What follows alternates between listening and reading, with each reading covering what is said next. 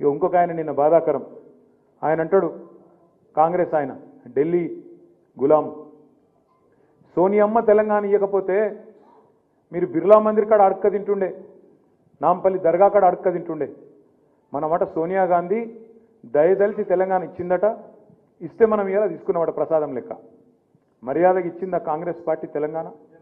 ఒక్క మాట దయచేసి ఇవాళ తెలంగాణ బిడ్డలు ఏ పార్టీలో ఉన్నా ఆలోచన చేయాలని చెప్పి నేను కోరుతా ఉన్నా.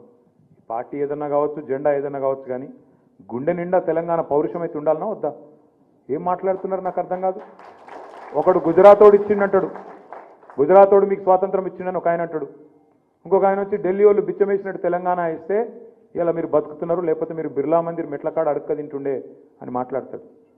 తెలంగాణ అస్తిత్వం మీద, ఆత్మగౌరవం మీద మళ్ళొక్కసారి దాడి జరుగుతుంటే నిరుత్తరంగా తెగోలేనట్టు కాంగ్రెస్ నాయకుల మాదిరిగా పడుందామా, లేదా ఇవాళ మామిళ్ళ రాజేందర్ లాగా, జిట్టా బాలకృష్ణారెడ్డి లాగా తెగించి ఏ నాయకుడైతే తెలంగాణ తెచ్చిండో ఆయనకు అండగా నిలబడదామా అనేది ఈరోజు మన ముందున్న ప్రశ్న. ఆలోచించండి. ఎందుకంటే ఏం తక్కువైంది ఇవాళ కేసీఆర్ పరిపాలన.